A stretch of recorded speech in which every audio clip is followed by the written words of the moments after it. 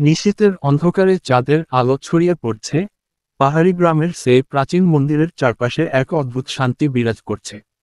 গ্রামবাসীরা মন্দিরের আশেপাশের রাতের বেলা কিছুই করতে সাহস পায় না। তারা বিশ্বাস করে যে মন্দিরের ভেতর অদৃশ্য এক ভূত থাকে।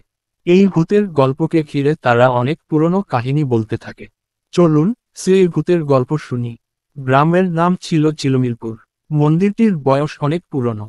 বহু বছর আগে মন্দিরটি নির্মাণ করা হয় স্থানীয় রাজা বিজয় সিংহের উদ্যোগে। রাজা একজন ধর্মপ্রাণ মানুষ ছিলেন, কিন্তু তার রাজ্যে এক ভয়ঙ্কর অভিশাপ এসেছিল।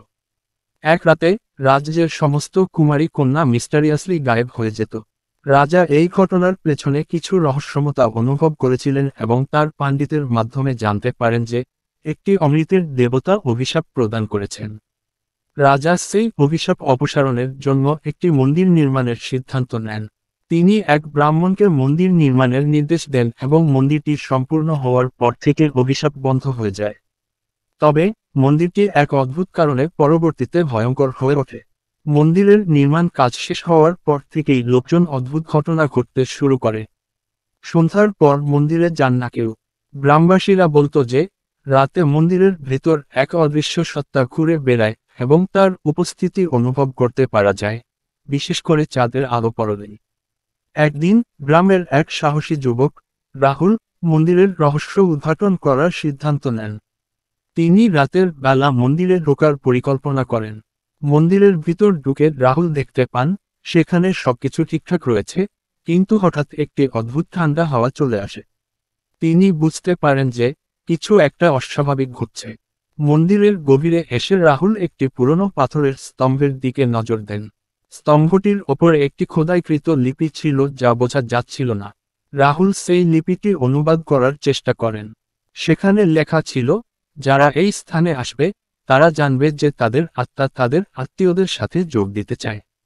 রাহুলের বুক ধড়ফড় করতে শুরু করে। এমন সময় এক অদ্ভুত আলো মন্দিরের ভেতরে ছড়িয়ে পড়ে এবং একটি অদৃশ্য সত্তা তার সামনে এসে দাঁড়ায়। সত্তাটির চোখ রক্তে লাল এবং মুখে এক ভীতিকর হাসি ছিল। রাহুল আতঙ্কিত হয়ে পড়ে এবং তার হাত পা কাঁপতে থাকে। সত্তা তার দিকে এগিয়ে আসতে থাকে এবং সে অনুভব করে যে তার নিজস্ব আত্মা ধীরে ধীরে আলোকিত হতে শুরু করছে।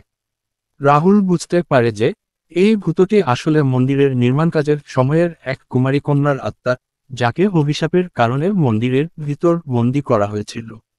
কন্যার আত্মা মুক্তির জন্য সাহায্য চাচ্ছে। রাহুল সাহসী হয়ে ওঠে এবং সে সেই কন্যার আত্মাকে মুক্তির প্রার্থনা করে। কন্যার আত্মা শান্তি লাভ করে এবং একটি স্নিগ্ধ আলোতে মন্দিরটি পূর্ণ হয়ে ওঠে। এরপর থেকে মন্দিরের ভেতর আর কোনো অদ্ভুত ঘটনা ঘটেনি। রাহুল মন্দিরের রহস্য সমাধান করে গ্রামে ফিরে আসেন এবং গ্রামের লোকজন তার সাহসিকতার প্রশংসা করে।